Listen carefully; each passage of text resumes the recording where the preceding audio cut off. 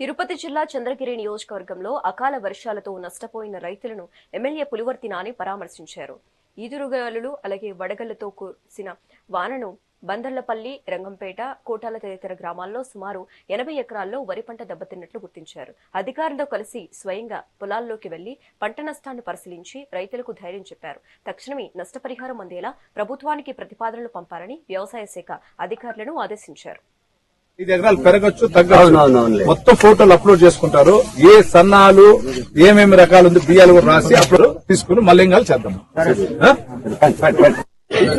ఈ గ్రామం ఆ గ్రామం అన్ని కలిపి రాసి నేను సంతకం చేసి మన ఇన్ఛార్జ్ మినిస్టర్ చేసి చేసి ఎన్ని ఎకరాలు మొత్తం లాస్ట్ పుట్టాలో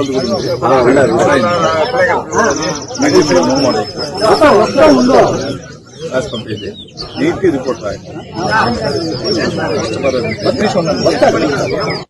డిఏ సార్తో మాట్లాడినా 70 ఎకరాలు పెట్టమన్నా 70 ఎకరాలు ఒక 5 ఎకరాలు పెరగచ్చు, తగ్గచ్చు, మొత్తం ఫోటోలు అప్లోడ్ చేసుకుంటారు.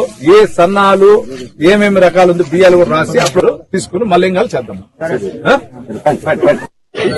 ఈ గ్రామం ఆ గ్రామం అన్ని కలిపి రాసి నేను సంతకం చేసి మన ఇన్ఛార్జ్ మినిస్టర్ చేసి ఎన్ని ఎకరాలు మొత్తం లాస్ట్